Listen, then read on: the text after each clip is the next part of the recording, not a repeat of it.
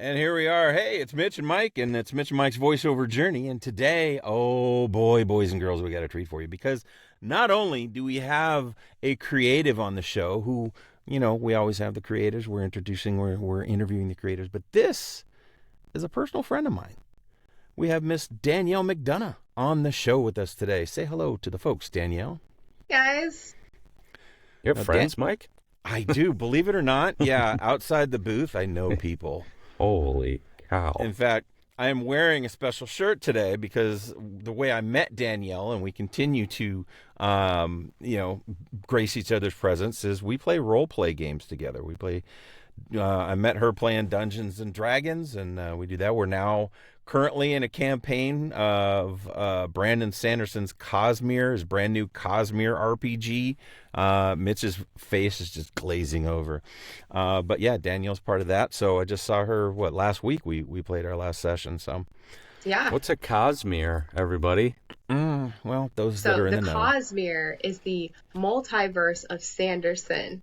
It's basically his accumulation of all the books that he's written coming together in one giant universe. It's very impressive. I'm floored by his ability to build worlds and bring them all together and tell arcing stories that go on for decades and decades. So this is not within the D&D world. This is its own. This is his own role play. Told you about those 1,300-page books I was reading? Yes. Yeah, this is his books put into a role-playing game. Okay. And that's why it's so cool. And he made them. I mean, the company that, Brotherwise Games, I think, is the company that he works with. But he did a lot of the writing on them, and he everything had his blessing and everything. So, very well done. So far, so good, I gotta say. I'm really enjoying it. If I write a story about birds and turn it into a role-playing game, will you role-play? I'm probably going to role-play those birds anyway, but... Sure, if you turn that into a role-playing game, let's do it. But I digress. Danielle, this is what happens on the show. We get rolling. But the reason, again, we have Danielle on the show is Danielle, in addition to being my pal and my RPG friend, she is an accomplished author. She has written 2 young adult series, one called The Legacy and the other called The Cursed Half Moon. Mm-hmm. And so we'll get to talking about that because we want to hear all about those books and all about your process with that. But first of all, Danielle, how did you get to be so creative?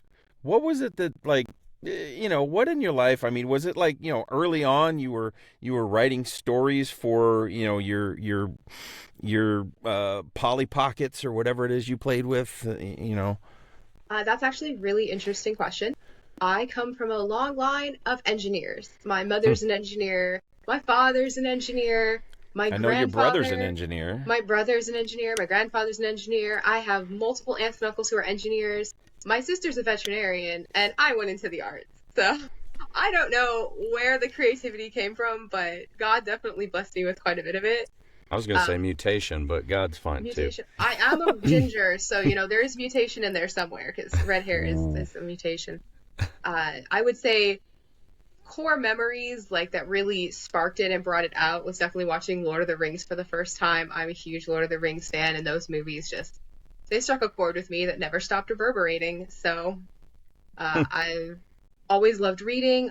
Ironically, I wasn't as much of a writer when I was young. I did a little bit, but my sister was actually more a writer and I was more into animals. And then at some point we switched and she went into veterinary work and I became an author. That being said, she is actually working on her own novel as well. So, all right. It does somewhat run in the family. Bleeding out from you. I think that's a good way of putting it. She would disagree because she was working on this novel in high school. So, quite a while ago, but yeah. It sounds like hard work is the common thread between you and your engineer / veterinary family. I mean, all of those things are really hard to do, including writing novels. Well, I will tell you just from knowing it, Danielle is not smart. Oh, did I say that right? Thank you, Mike. She's That's so sweet. Yeah, And I mean, these books, there's 6 books total that you've written so far, right? Yeah. And you know, I mean, I don't know if you can tell if you're watching this. Danielle's not. She's on the young side. She's not aged. She's not aged like I am. So I mean, when did you start writing the first one? Because Legacy came first, right? The Legacy series did come first. I actually started writing that one back in, man, when was that? It would have been 2013, 2014-ish, I believe is when I first started writing it. But I wrote that entire series all the way through before I even started thinking about publishing it. It took me about 3 years to write the entire series. Wow. And then I started publishing them after that, like when I went back and really edited them. And it was a learning curve. So the first one took a lot longer to get through the second one. The entire process was about a 7-year process to get all 4 of the books published. My last 2 books, I got published, both books in 2 years. So I'm getting better. Yeah. I'm getting faster. I'm learning more. So I know Mike's fuel for writing right now is to give us jobs, pretty much. How does it work for you? You obviously like fantasy. Mm-hmm. And what other fuel is behind writing your own instead of just reading novels you like? I've always really loved telling stories, and I guess it's my way of expressing myself and being creative. The Legacy series was prompted by a dream I actually had on a mission trip. It's kind of a funny story because I was at a rehab center, but I was volunteering there on my 21st birthday as part of a mission trip, and I had this very vivid dream that's the end of book 3 and the start of book 4. So it took like almost 3 entire books to explain the dream. Wow. But that dream just stuck with me, and that it pushed me on for whatever reason. That dream was just so powerful, and it got me through all the books. And then a couple of my friends were reading along as I was writing, and they were just like, yes, you have to publish it. We love it. It's really good. And so I did.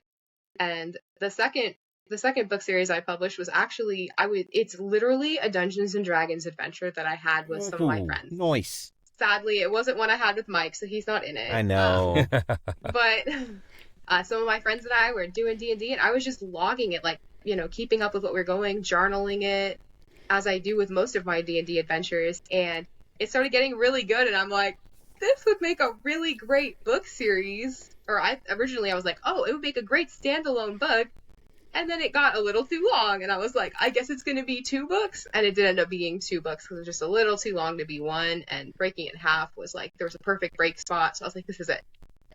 And I had an idea for two dual covers, and I was like, yep, we're going with that. So that one kind of snuck up on me. That one was not intended to be written. It just had to happen to come about. Honestly, that's the best. To just, you know, I didn't intend to do this, but here it is. Basically. But I want to go back to like the first year. So you had this dream, and you woke up and you're like, oh, that was amazing. I'm assuming you went, oh, that was amazing. Let me write it down. I mean, or was it? Did it just linger in your head? It lingered in my head. It was one of those dreams that you have that is so vivid. It's like a memory. Like I can still recall it as if it was a memory. I don't have dreams like that. I have so many. I do occasionally. More often than not, I forget dreams quickly, like most people. But every once in a while, I have one, and it's in there, and it's not going anywhere. Usually, my dreams are like, you know, I'm at Disneyland, but it's not Disneyland; it's my backyard. But it's Disneyland, and then the ground opens up, and I have to run away from lava. But then I get on a Disneyland ride. I don't understand. Fun. Yeah, that could be its own. Yeah, and then I wake up and go, what exactly was that? That might just be San Andreas the movie. So yeah, Dante's Inferno. So you have this dream. It's in your head. It's resonating. It's still there. You're reliving it. At what point does that, having never been a writer before, at what point does that make you go, you know what? I need to write some books to get to this dream, and I have to set up this and you know, I mean, what did that look like? You're like, you know, first of all, the decision, and then trying to figure out how to do that. Because as you said, the actual dream takes place between books 3 and books 4. So you had a whole world to build. Yeah. How did you do that? I had done some writing, especially as I got a bit older. I ended up actually was so inspired by Lord of the Rings, I went to film school. So I do have a degree in film. And I did some writing there. I learned to write scripts. I really liked that. So I had done some writing, but it was just like a chapter of this, a couple pages of that, an idea here or there.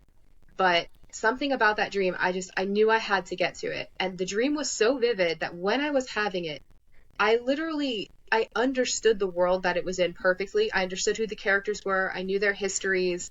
I knew everything about them. It was insane. It was extremely detailed, and it all stuck with me. And so even when I was writing it, what's really ironic is one of the very most important major characters was not in the dream, and she was completely made up. And I had just added her in, and people would never assume that she was a last minute addition because she is so pivotal to the story. So did you, I mean, you said you wrote all 4 books before you even published them.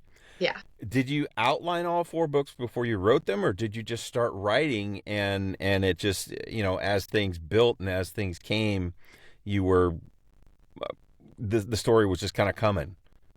That is actually a very common question that I get, and that a lot of authors ask each other even, is what kind of author are you? Because some people just like go for it and like try to plunge on through. Some people outline every book, every chapter, sometimes even paragraphs. I'm kind of random because I usually know where a story is going to start, where it's going to end, and a couple of the places that we're going to hit. And then as I'm writing, I'm just kind of moving along to what would happen next logically to move the story forward. And ideas come to me of how to intertwine it and how to make it better. And I just work with those and integrate those, and I just kind of build as I go. But I know where I'm going and where I'm building to. Wow. So. And you said you make up characters. Of course, some of these people kind of exist in your life, right? But what was the hardest one? Was that main character the hardest one to like build out of nothing, or was it the ones that were hitting closer to home, like, a brother character that you know really well? Like, what kind of characters are really hard to write? I've never written a novel. Yeah, I'm curious. Is Stephen in the Legacy? Stephen is not. Stephen is my brother. Stephen is not in the Legacy. Becky is not in the Legacy. Becky's my sister. I try really hard. I did think about that, and I was like, no, I don't want to put people in a book because characters have to have flaws, and people don't like that. So in the Legacy series, my first one, there's 2 main characters that are female, and I would say that they're probably 2 different parts of myself. So those are the only characters in that series that are actually based on real people. Now, it was a little different with my second series, The Cursed Half Moon, because they were based on the actual D&D characters that I played with. So that's as close as I'm probably ever going to get to putting somebody in a book. And it's more of a caricature of their character. And they were all, I asked all their permission and got, their approval first. I didn't want to. I can't imagine. I know a good selection of the people that are probably in that book, right? Yeah. And so, I can't imagine any of the people I know that would say no. And they're probably pumped to have sort of been immortalized in that way. Most D&D is done for nobody. It's a theater for nobody, essentially. I mean, the people there, of course, having a blast, but to have it immortalized in 2 novels is sweet. And I guess that's a question for me personally. I've never actually asked you. So, like, these people, I'm assuming Chuck and Anna and some of the folks that we know, I mean, have they read the books and been like, what has their reaction been to reading them in a novel? So Chuck has not read the books. Chuck's not much of a reader. Honestly, that doesn't surprise me. Sorry, Chuck, if you listen to this, I'm not much of a reader either. So. Also, he knows that I did have to make certain changes. Unfortunately, Chuck, who was our dungeon master, and he's an absolutely amazing storyteller. I love Chuck to death, and Mike knows Chuck too. I'm sure he can vouch for that. Yeah. He had a really cool plan. Unfortunately, it hinged on another friend of ours, Anna, and she kind of quit coming about a third of the way through. So he had to really pivot, and you can do that easily in a in a D&D session, it's not a problem. It's just for fun. But you can't really change all your lore and change the backstory and then just skip a bunch of it in a book series. So about 50% of the way through, I thought I knew what was going on. And I did ask Chuck if that was what was happening. And he was like, no. But it kept, like, once it was in my head, it was just stuck there. And since we never really found out fully what was happening, I kind of rolled with that idea. So my book series is not exactly what the D&D campaign was, because things don't translate perfectly. Right.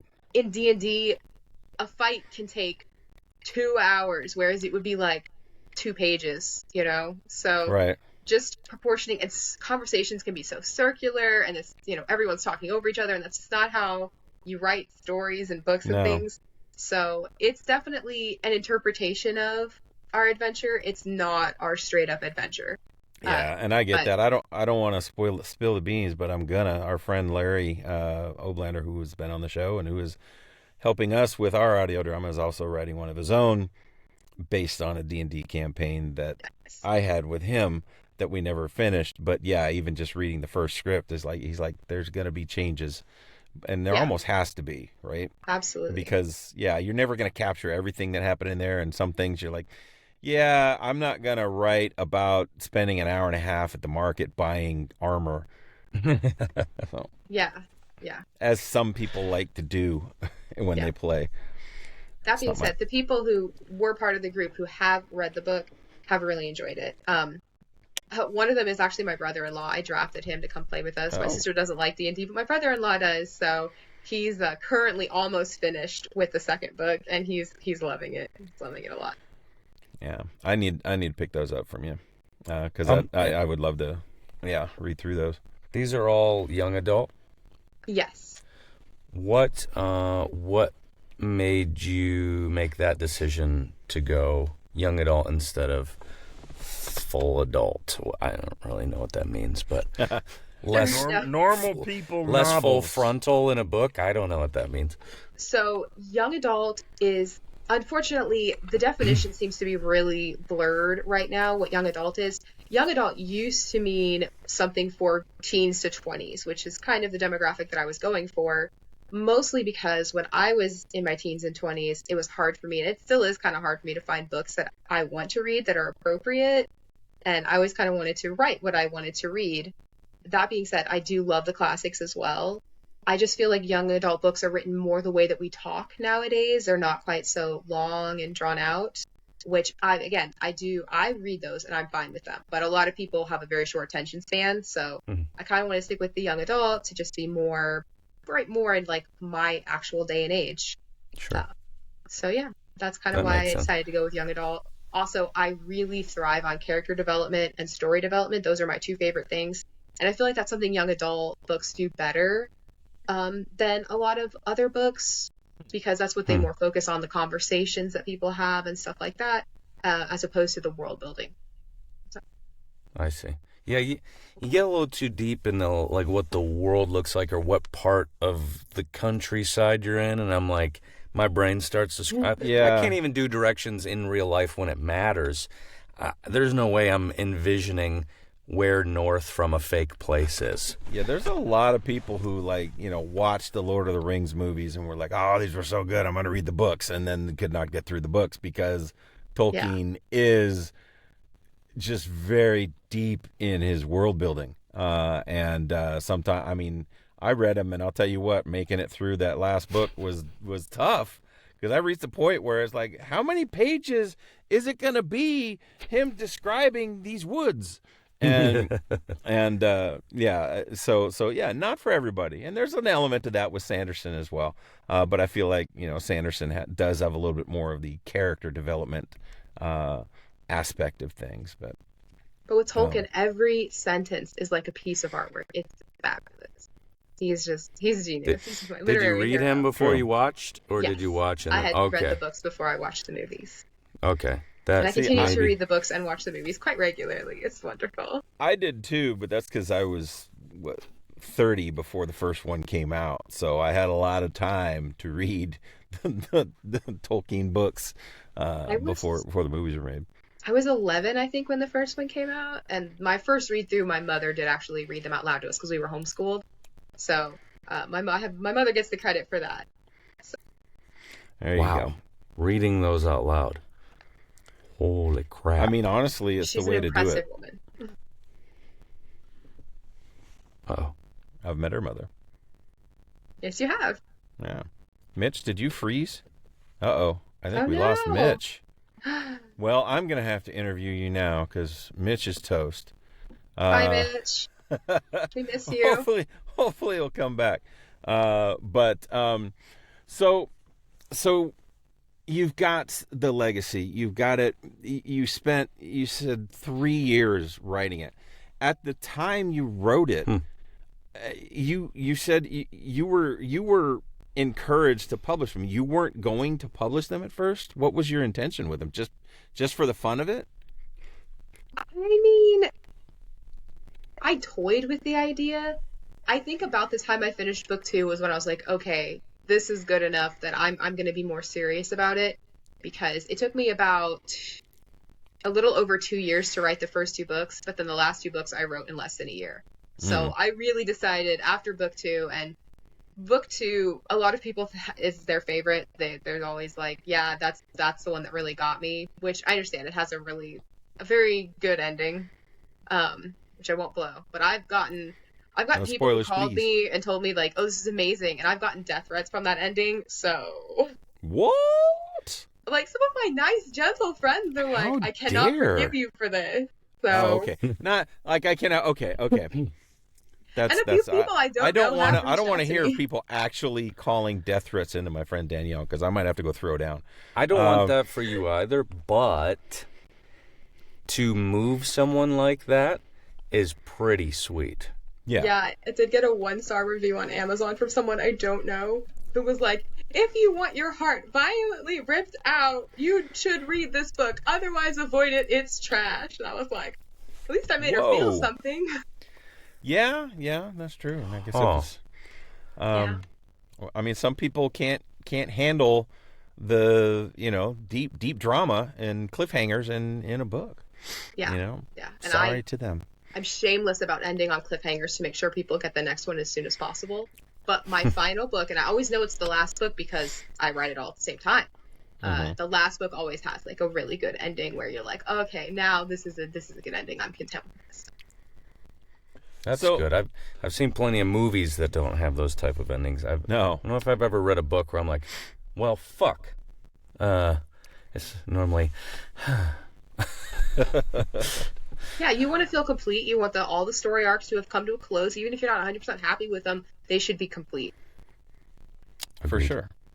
I mean, so this was your baby. This was your darling. This was like the first real deep writing project you've had. You said you wrote a couple of paragraphs here, chapter there, but you dug into this thing and wrote 4 stinking books, and then you got to the end. What was that like writing that final page of that 4th book, of like 3 years of putting this story together and going back and editing things, and like, if you're like me, I'm writing an audio drama right now, and I'm like writing episode 8 and going, wait, what did I say in episode 2 that I got to go back and I got to look at it because I got to make sure I get all the continuity right. I can't imagine thousands of pages of continuity that you have to keep up with. But what was that like when you wrote, that final page? Was it bittersweet? Was it tell us all about that? I think I was like, okay, I'm taking a nap now. But I'm not gonna lie, like the writing process and the editing process to a certain extent, those are my favorite parts, specifically the original writing process. So when that part comes to an end, I'm kind of like, oh no, now I have to do other things, like really hardcore editing and publishing and stuff. So I definitely missed the writing process when I finished it. That being said, this is going to sound a little weird, but once you like finally get it all formatted, get it all uploaded to all the different places you're going to put it, you've printed the book, proved the proof, it's in your hand, it's actually a little like, now what? Because that project, like in your brain, is alive and like active until you have the printed finished copy in your hand, and then it's just it's just over. It's just done. You can't go back in and change it. You can't update what this character said to this character. It's really a weird concept, but you think you'd be like super proud, all that more excited about it, but I find I'm less excited after they've been printed versus when I'm like doing the writing every day and in it every single day, and it's almost like a mild obsession. So I did not expect that at all. Well, I didn't either. And it floored me the obviously first time. You're in it for the doing it. The not doing it does sound less fun. It does sound less interesting. The whole reason you wrote it, you weren't even prepared to publish right away. So, yeah, that was your main thing. Now this all makes sense. Yeah. I mean, it's like if you are working on a project and you go there every single day to work on it and you absolutely love it, and then all of a sudden it's just over and you never go there again. You just kind of feel like a sudden disconnect from it almost immediately. It's a weird concept and people don't expect it. They're always like, oh, you must be so proud. And I'm like, yeah, I guess. I just can't wait to start the next one. So you finished the project, you finished writing, and then you said that there was a lot to do. You had to edit, you self-published. Yes. And I want to get into that a little bit. But then when did the second book series come about? Like how far in between the two series did you start writing the second one? Well, I published the Broken. Let me start that right. I published The Broken in 2021, so that was the last one in the Legacy series. And then I actually released both books in the Cursed Half Moon simultaneously, literally like almost exactly a year ago today. So there was some time in between, and I had another book series that I was working on, a 3-book series, and I've already written the first book and part of the second book. And that's when the Cursed Half Moon just kind of snuck up on me because I was just journaling it for fun, and then it kind of just took over. And I'm not usually one to start something and then move on to something else once I'm determined to do it. So it was a little weird that I didn't finish that 3-book series that I was working on, and I'm definitely going to get back to that probably here shortly. But I did just move into a new house, so I'm still kind of sorting all that out and getting my life resettled. And once I figure that out, I'm probably going to get back to that other series. But a lot of what takes time is the marketing and the formatting. You have to format it for multiple different places. You have to format it to print on Amazon. You have to format it to be an ebook. You have to format it to print if you're doing a local printer. And then trying to get it uploaded. Like I actually just finished at the beginning of this year my audiobooks for the Legacy series. I haven't gotten there for the Cursed Half Moon yet. That's maybe a next year project, but just so much stuff. There's so many options and so much going on. And I work full time. This is my extreme hobby. So it's kind of like when I get there, if I get there. Who voiced the audiobooks? A girl that I met online named Anna Chatterton. Doesn't she have the perfect last name for audiobooks? Chatterton. Chatterton, yeah. When she was done recording them, she was Chatterdone. She was Chatterdone. That's. I'm gonna text her and say you said that. You're welcome. You're welcome. What's funny is about the time I was starting to look for an audiobook narrator, Mike was getting into audio narration, and I was like, listen, I would totally consider you as an option, but I don't feel like a 16-year-old girl is in your repertoire. No, hard pass. However, a D&D book. Well, that one is also narrated by a woman, so. Yeah. I see how it is. I'm so sorry. I was playing that character, and I'm a woman, so it kind of worked for me. Wasn't planning on things, but. That's okay. I will say, audiobooks, maybe not my jam anyway, because that's long form. I stumble over, you give me a paragraph and a half, and I'm like, blah, blah, blah, blah, blah. So, yeah. So we'll see how you do with ones you wrote. I know. Yeah. I do wonder, as an extreme hobby, that was one of my questions. Are you a full-time novelist now? Nay, yet. As an extreme hobbyist in the writing, you now have self-published books. 2-part question. What does self-publishing even look like? You did say some of the things, self-editing, reformatting, like, as you said, the most boring things. What does all that look like exactly? And then And how did you figure out you needed to do that? Oh yeah, I mean, that and a 3-part question. So, and what does the after marketing look like? Do you go out and do all these like book signings and things like that? Sure. So let me just kind of start at the beginning because this is going to be Yes. a little bit of a long answer. Please, love long answers. For my first book, I met with since I was homeschooled, we went to a co-op and one of the ladies there taught creative writing and I took a class from her. Her name's Kim Weiss. She was awesome. So I met with her and we talked a little because she had self-published a book or two. And so she kind of gave me some pointers and I did a little research. Unfortunately, I made a bit of an error right after that. I tried a collaborative publisher and the collaborative publisher talked a really good game. Unfortunately, they pretty much just wanted to print the books and be done with it. There was no of the additional help that they talked about, none of the marketing. They just wanted to have it posted on their website and I could direct people there. And the worst part though was that when I got my first book back, my original like first book, my first baby coming out, I opened it to the map and the map was wrapped around a page instead of on a spread. So that was really disappointing. They also kind of pushed me to publish before I was actually ready because they're like, oh, Christmas is coming. You're going to want to get this out there. So they were like, you don't really have time to do much of a cover design. Let's just slap something together and let's just make this as simple and basic as possible. And so I was like, okay, you guys know what you're doing, right? I should have not done that, but I learned so much from that and it really wasn't that bad of a mistake. So after that, I was like, you know what? I could go on with the rest of the series, but I'm just not happy with this. So I decided that I was going to learn from that mistake and I was going to do it all myself.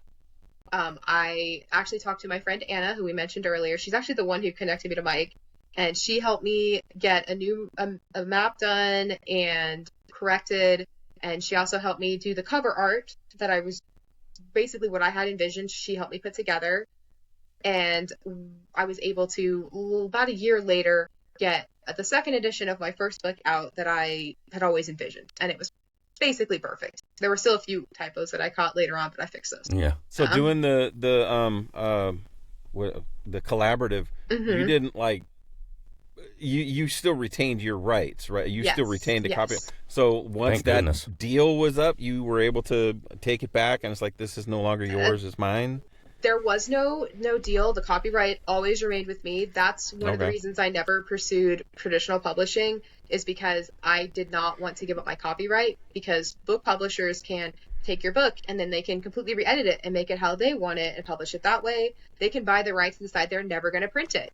And yeah, they also, they don't give you a lot of money and they'll charge you for advertising, that they make the decisions on. So I was just really leery of doing that when I was like, no, I'd rather just, maintain my rights first off and kind of have my own way of growing it as I want to. I also did not want someone to be tampering with my art, because that's the whole reason for me to write it, is because I really like creating art. So I definitely stuck with that. Once I had the first book redone, I was able to use like Anna's template and the template that I worked up to do the other ones. And I just sent them to a local printer, which is Hill Print Solutions in Dallas. They're amazing. You're looking to get a self-published book done, cannot recommend them enough. They make beautiful books. Nice. And I go and pick them up whenever I need more. I just send them the files, and they are great about getting them done and getting them to me. So that's basically how self-publishing is done. Now, there's a lot of steps to that. Obviously, you need to put together your cover art. You need to get an ISBN number, which is basically a book number, but you just buy those online, and you can buy them in bulk. I have like 100 now. Ooh. Just collected, yes. Just in case I hope you write 100 books. Yeah, I hope so. Well, there's one for my ebook, there's one for my soft cover book, there's one for a hardcover book. So even though I've only got 6 books, I'm already using like quite a few more than that. That would be like 18. So still a lot of room to write a lot of more books. I've got plenty of room to write some more. There you go. Yeah. Nice. And anytime if I was like to add any kind of other book to them or whatever, I would use more. But you can also get barcodes done, and just making sure that the design is what you want. And nothing screams indie author like books that don't match, spines that are all a mess. I really didn't want that. I wanted my work to be good quality and enjoyable for people. Well, I suppose that's good because you can lord over that quality, right? I mean, you can have total control over the product that is produced, and you can look Yes. at that Yes. book as you set up at. And that's the third part of the question, I guess, is just talking about the circuit that you go on Yeah. to sell your books and to get the word out about them and everything. But you can look at these books as you receive them, as you get them for the printer and everything, and just know that, all right, my heart and soul is in this thing, and it looks friggin' good, and I'm Yes. happy with it. Yes. That makes me very proud, actually. That's probably the best part is when I'm unpacking them at my events. As far as events go, during the summer, I don't do as many events, but usually during the fall, especially, I'll do at least 2 to 3 a month. I've got Author Fest at the Greenville Library coming up this weekend. At the end of the month, I'm doing an event. It's actually a card trading event at the Harbor, but nerds do abound, and I have nerd books, so. I do. The Harbor is in Rockwall, Texas. It's in Rockwall, which is yeah. where we live, and Yeah. yes, it's the hub. It's the place to be. On the weekends, yeah, the yeah. Harbor. Yeah. And I'm actually doing Fan Expo Dallas next month. Heyo. Yeah, That's a nice. big one. it's gonna be the biggest event I've ever done, and I'm already freaking out about it a little. So Wow. You're gonna have so many people passing by you and like eyeballing. I am a look at the cover. I need to I like to pick them up. I need to have a good smell. You know what I'm saying? that's weird. Don't no. smell my books. You can look at What? them all you like, but please don't smell that. Hold on a second. Who doesn't smell books? I can just picture Mitch walking by your booth, looking at you, picking up a book, and going, You don't just sniff the book. You gotta flip the pages, and the air wafts it. Okay, Am I that's the only okay. person who sniffs? That's okay. You can do that. Just please don't. If it's not, I'm not sniffing don't bury your the face. spine or The nothing. spine I'm not glue. wiping my yeah, nose. he's I had such a vision, and it wasn't a good one. Yeah, I'm not. getting tweaked out on book glue. That might happen, but my nose is not touching the pages. Yeah, that's super awesome. And do you know how big that event is exactly? Like, Oh my gosh. there's a Expo? full warehouse of people. It's huge. It's literally like the Dallas Convention Center. It's completely packed. This year they have like amazing list of special guests. The Hobbits are going to be there. I'm actually Yes, to meet I them. remember seeing that. I'm meeting them this year, so that's going to be great. Love They just have Hobbits. so many people. Excuse me, he's not a Lord of the Rings guy. No, No. I love Lord Everybody of the else, Rings. yeah. The I don't- Hobbits. Yeah. Four Hobbits, the main Sean four Astin. Hobbits.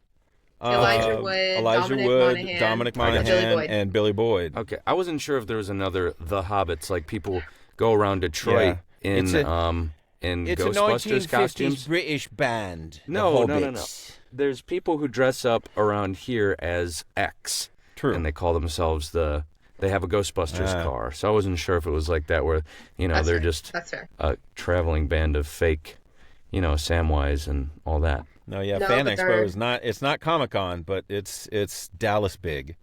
That's cool. So yeah, kudos to you. That's pretty cool. How'd you land a spot there? I sent in my application and said, pretty please, and crossed my fingers, and they got back to me and were like, sure, why not? Yay! So, You never know until you try, right? exactly. Yeah. The worst they could say is no. Mm-hmm. Having 6 books makes you look pretty prolific and worth being there, I would say, at least. And Hope you have so. merch and stuff, like, Not Bookmarks. really. I do have bookmarks, but I usually give those away. Those are my come to my table prop. Right. I'm like, hey, would you like a free bookmark? Come pick one out. And then whichever series they pull for, they get the elevator pitch on. And hopefully though, those are usually good enough for them to at least have a conversation with me. Sometimes it's just Yeah. like, no thanks. And I'm like, okay. But, yeah.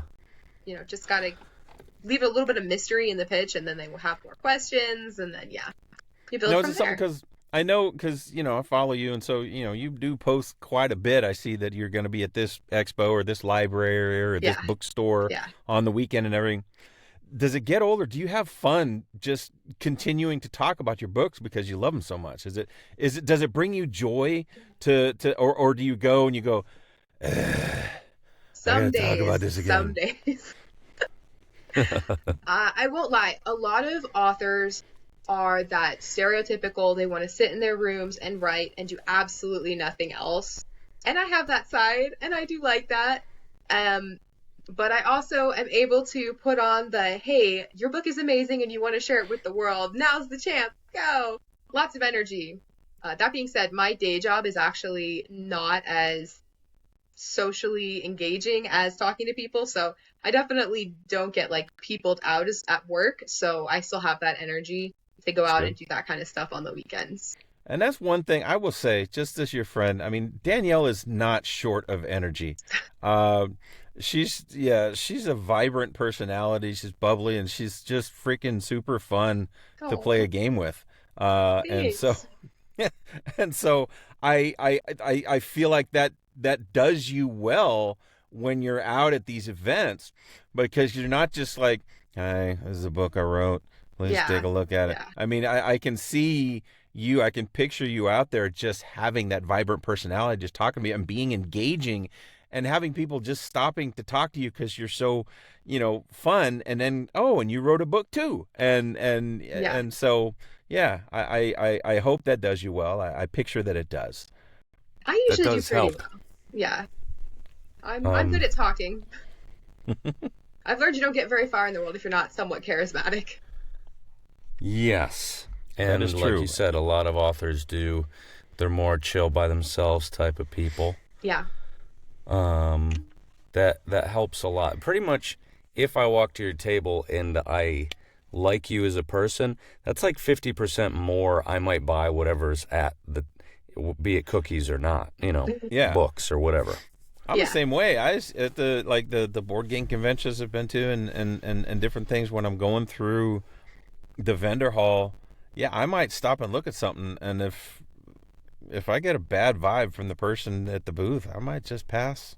Just say, sorry, this looked interesting, but I'm not interested. You said board game convention. Do you mean, by vibe, do you mean smell? No, that's in the actual hall where people are playing the board games. I hate to pigeonhole board game players. We call that the con stank. It's a real thing. Which VO voiceover conventions don't have. Yeah. VOs are the conventions we've been to. Are people are pretty good hygiene. I'd like to say. Pretty nice. Yeah, that's good. I've been to quite a few cons where I was like, this is bad. Like this all the stereotypes are true. This is horrible.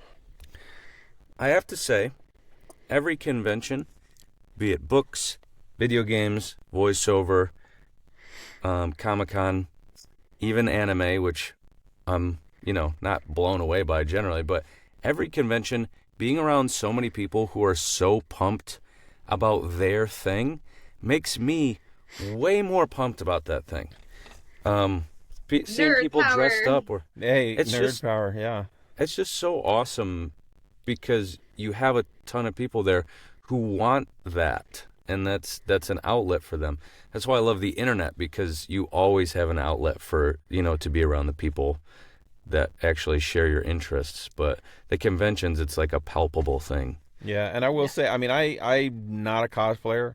If I was asked to go to a Ren fair by you guys, I would dress up, sure.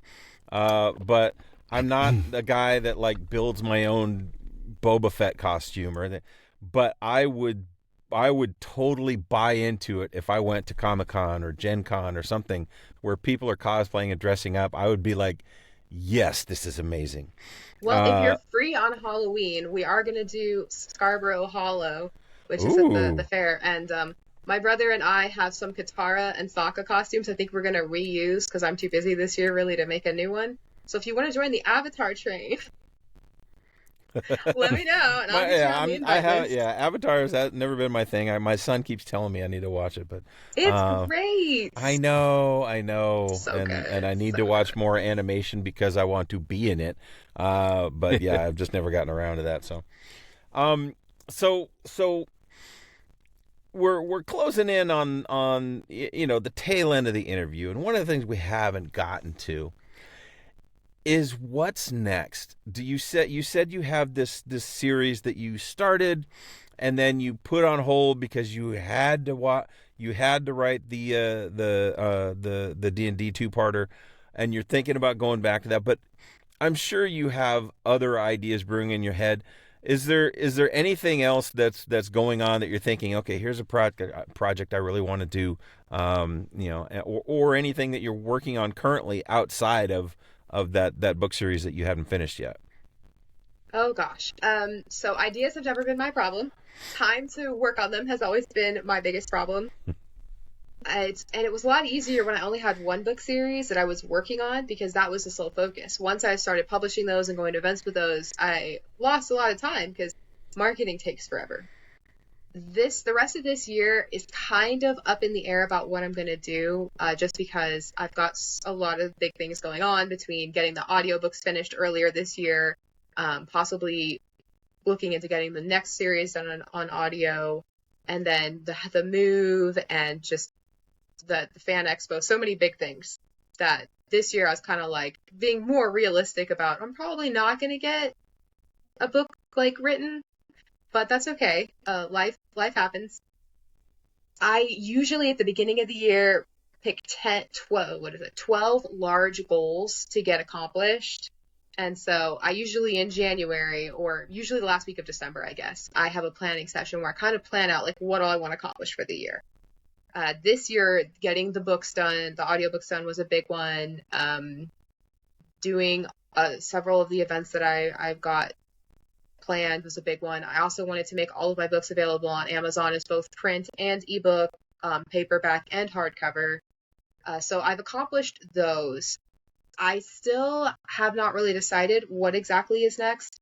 That 3-book series is one that's really important to me. I'm just not sure if now's the right time to write it while I'm so distracted, because it's something that I think is going to be really, really impactful in my life. So I'm kind of waiting until time is right on that one, and playing around with a few smaller projects at the moment. Just stuff that if I never do anything with it, I'm not too bummed.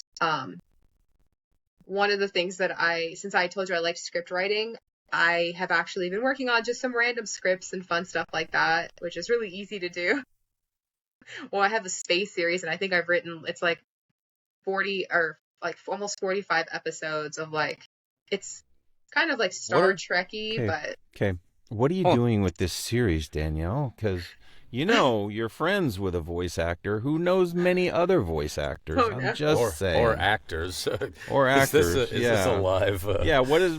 You writing just a fun script? Or are you like, yeah, this could be an audio drama, or this could be a movie, or a cartoon, or a TV series, or... It was intended to be a TV series. It's like, I've got, like I said, I've planned out about 5 seasons, 20 episodes each, and I'm in season 3 right now, and it's literally just like my fun blow-off steam project that I... Danielle. Yes. Sorry. Danielle. Yes, sir. Could it be animated? Animated? Is it? Yeah. Yeah, probably. Because, but you've got a project that... Didn't you say that you were just doing throwaway projects that you don't care if they... How do you write 44 episodes so far... And this is a throwaway, what are you doing? How do you do this? It's how my mind works. That's wild. It's something that, the story just started coming to me, and I started writing. Kind of like how The Cursed Half Moon was intended to be, just a throwaway project, just something, I was just chronicling our adventures. Stuff I didn't want to forget, because I love stories so much. I wanted to remember what happened, and then when I finished it, I was like, no, I'm gonna do something with this.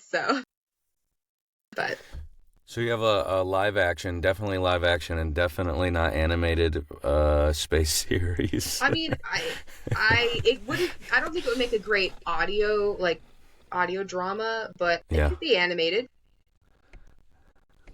I guess we'll talk about that later. I guess we'll talk about that later, won't we? It's going to corner me in our next RPG session and be like, hand it over. No, we'll play the game later, everybody. Danielle. Do you have like a compilation of short stories, perhaps, that could go into a book? Okay.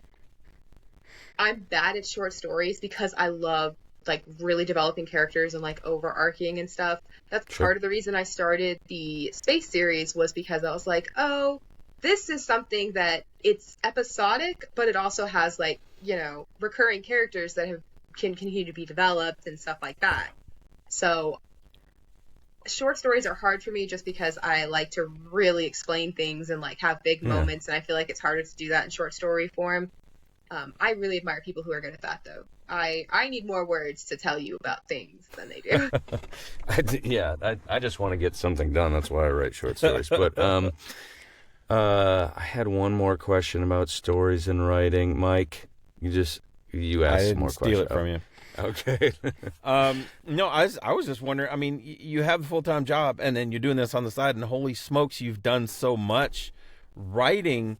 Could you ever see? I mean, if say the Legacy series, you get that benefactor that comes out and says we need to take this to the next level, and you start selling massive quantities, and can you see yourself becoming a full-time writer and doing the prolific, not necessarily the Sanderson prolificity, I don't know what the word is, but I mean, can you see yourself devoting yourself full-time to writing, or would that almost be too much?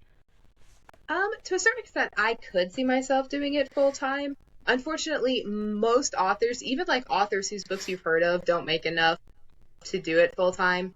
But my job, I really like my job, and to a certain extent, it really keeps me grounded and keeps me on a good schedule. So having that stability is nice. Now, if I had the opportunity to go full-time author, would I give it a try? Probably. But I don't know. It would be awfully hard for me to walk away from my job because I do enjoy it. And like I said, the schedule of it it really helps me mentally. Maybe go part-time might be a better option for me. Just to stay in the real world and not be so secluded, and yeah. Yeah. I love that you're living your best version that you could think of, in the sense that I'm know trying. What you need. No, that sounds, you got everything you need. I don't know how crazy you're going, off camera, but I would go nuts if I, put that much time and effort into seemingly not sleeping, according to the amount of stuff you're pumping out. But that is a curious question. When do you sleep? Because I know you have other interests, because I'm involved in some of them. So yeah, I mean, you've done a lot of writing over the past, what you said you started in 2013, so we're talking 13 years, 6 books, 40 something episodes of a quasi TV series. Just that's a lot of stuff, man. How do you find the time? Well, I am actually melatonin deficient, so I can't sleep unless I take melatonin supplements. That helps. You stay up. I won't take my melatonin this evening because I need to write late, and it's just weekends. And when I start writing, I don't stop. I'm just like and you can actually type. If you're typing as fast as you can type a lot of words in a very short amount of time. That's true. And because it's so clear in my head, usually before I start typing, I just when I'm like, okay, I'm gonna sit down and write this chapter, and I just do. Wow. Was that dream a melatonin dream? Probably. They're all melatonin dreams.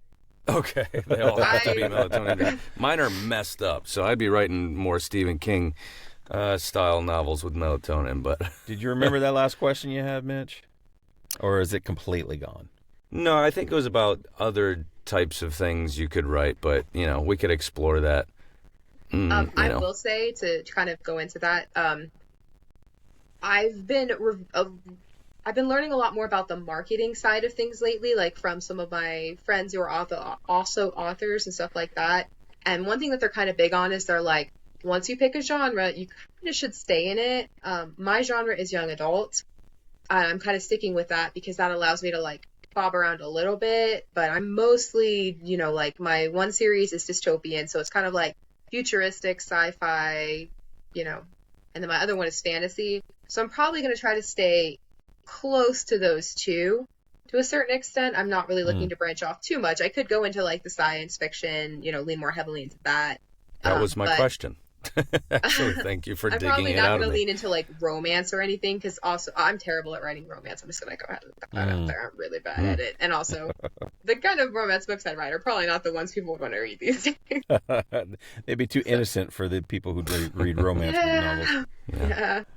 Interesting. So, We are about that time where we like to play, but before we do, and even though, Danielle is an author, she is a role player, so she is going to play around with us. However, I have two fun facts for you before we go. Fun fact number one is going to embarrass Danielle because I just want to bring up the story of how we were supposed to have this interview and what Danielle's background was supposed to look like. Yeah. She was not supposed to be sitting in front of a white wall. She had a beautiful setup at home with Lord of the Rings knickknacks behind her on a bookshelf in her library, and she was talking to me for weeks about how she can't wait to, she's going to have it all set up. It's going to look beautiful. And then she had computer problems at home this evening and had to run to her sister's house to sit in front of a white wall. So... Yep. She is very much more interesting than her backdrop. The second fun fact is we've talked about this mutual friend of ours, Anna. That's Anna Castro. She's a wonderful human being. And not only did she bring Danielle and I together in us doing a D&D campaign and her bringing her friend Danielle into that, and I DM'd it, but Anna is the one who... was the first one to encourage me to get into voice acting. Anna was actually at the time thinking about voice acting herself and knew a guy that she had done a couple of coaching sessions with named David Rosenthal with Global Voice Acting Academy. And so she put me in touch with David Rosenthal. I signed up with GVAA. I met Mitch. All the things have happened. And so, again, hey, if you're listening to this or watching this, Anna, thank you. So There you go, Thank Anna. you, Anna, for doing Fun my facts. cover designs and helping me with my maps and my artwork. You're the best. Yeah, Anna can draw crazy good art. So I will it's throw that insane. out there, too. Yeah. Anna must be some sort of muse or something to make this all happen. She is. You should get her she's on quite here the person. next. I She'd mean, be really fun. Yeah, Anna's a fun person to be sure. It might be something to talk about. But now, Mitch, Yeah. getting the H, Mitch. Yeah. I've been having it. I just been trying to not show you. Yeah. Well, just remember, there's an ointment for that. All right, we're gonna pause here Ointment? for a moment, and we're gonna go find us a goofy script and come on back and have some fun playing around with it.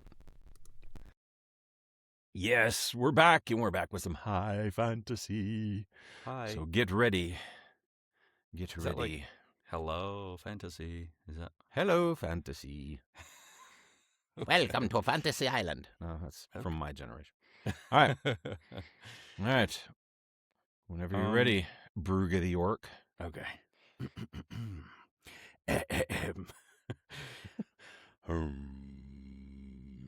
Nobody panic. I am not panicking. Oh, she's been chewing on her own hair for 16 minutes. It's nervous hair. Flick! Stop eating yourself. I am not eating myself. I'm recycling. Oh, well, that's very environmentally conscious. Shh. That is a dragon. Maybe not. Oh, it's definitely a dragon. Could be a very angry whale. We are several feet underground, several hundred feet. Mean whales big get difference. around? Oh, she's got you there, big guy. No, she does not. We need to move. Now, the passage behind us is blocked. The eastern tunnel collapsed, and the western tunnel. Oh, the western tunnel, that's haunted. The western tunnel is not Oh, haunted. it sure is. 'Cause something whispered my name. What did it say? Well, it said Gribbles. Oh, that's probably a ghost. It was an echo. An echo knows my government name? Your government name is Gribbles. Well, exactly. That's what I'm trying to say. Maybe the cave knows your secrets. Oh, that's spooky. The cave knows too much. Enough! We take the western tunnel. No, I refuse. You refuse. Absolutely. There is a dragon behind us. And a ghost in front of us. There is no ghost. Fine, fine, fine. I'll take my chances with the dragon. I think the dragon would eat you. Well, no, see, 'cause that's why I'd negotiate. You cannot negotiate with a dragon. Oh, come now. Everyone can be negotiated with. Ooh, I once negotiated with a mushroom. What did you get? A mushroom. You traded for a mushroom. No, it was a very aggressive mushroom. We're wasting time. You're right, for once.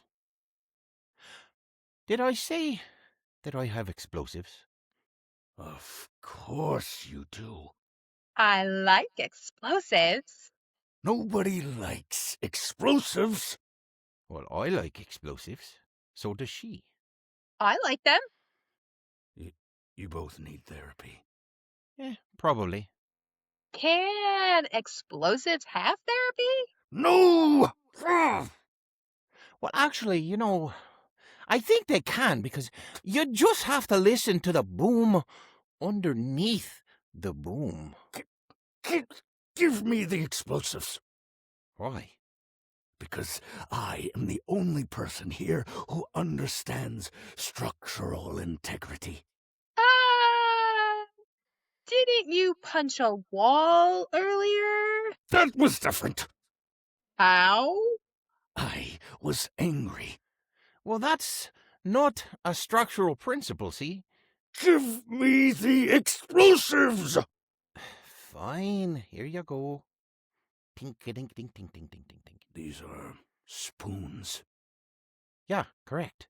You said explosives, Gribbles. I also have explosives. Where? Well, in the spoons. Why are the explosives inside the spoons? Brugge, you ask too many questions. Everyone move! What? Wait! What? I found a button! Oh.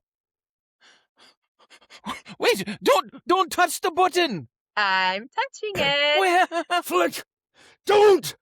Oh.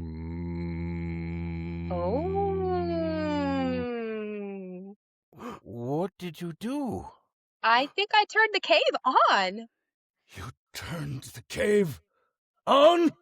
Yes, it has lights now, see? Oh, they're so pretty. Look at all the... Oh, we are going to die in a cave that has mood lighting. Guys? What? The crystals are singing. Oh, it's so beautiful. No, they're about to explode. And they're also beautiful. Oh, I have had enough. I have been patient. I have been calm. I have explained basic survival to you people repeatedly. You're yelling again. Yes! Well, he's doing it very well, at least. I am done being responsible.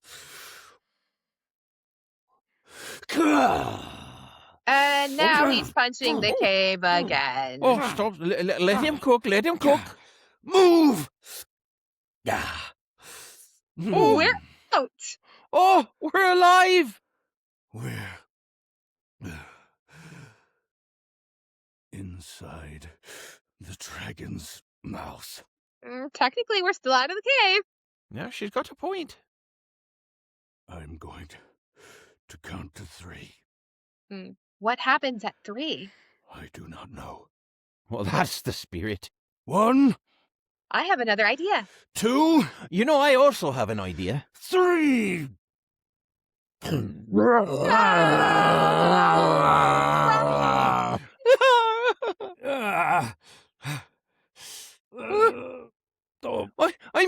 I'm stealing its tongue. Why would you steal its tongue? I don't know. I'm just panicking. This is amazing. This is the worst day of my life. Oh, you said that yesterday. Yesterday was bad too. Where are we going? Well, somewhere with less cave. And no explosives. No promises there. I have 3 more spoons. Ah, yes. Flick, toss them away. Think, think, think.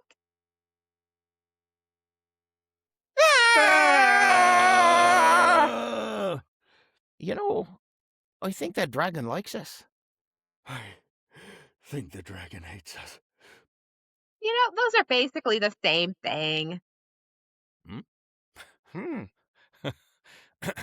there you have it. High fantasy Hi. with my pal Danielle McDonough and Mitch the orc. I haven't done an orc in a while. What a blast. Yeah, You make a wonderful work. you do. You should join one of our D&D campaigns. I'm on the way. I've already written a few campaigns or whatever happens. I've already had a... He has no idea. He has I've no already idea. rolled a d20 to see There if you I'll go. do that. And I got A natural one. natty 1, yeah. Or Crit whatever, fail. Natty ice. I drank Okay, some we've natty all been ice. there. We've all been there. The dice All give right. it and the dice take it away. Yes. Well, thank you, Danielle. I will see you in person here in a few weeks to play Yeah. another game. But just thanks for being on the show. I mean, again, we love to spotlight folks that have creative stuff flowing in their lives, and so I was super glad to just be able to hear more about you and your books and introduce you to my pal Mitch Yeah, nice hi. to meet you. Thank you guys so Awesome. much and all for of our having me. listeners. It was really fun. Yeah, I feel like I learned so much. Yes, there's a lot. Yeah, There's for so sure. much. And we'll be linking to your website and any other socials that you want us to in the liner notes and all the things, and so everyone can find you and Yeah. figure out how can I get one of or all of these wonderful books. All of these books. At All of once. them. Awesome. Autographed. I will send you all the links. all the things. Autographed. Autographs, yeah. Yeah. Yeah. All right, there we go Okay. now. Awkward goodbyes and stuff. Bye, guys. Ooh, double hand. Bye. Bye. Double hand wave. Bye.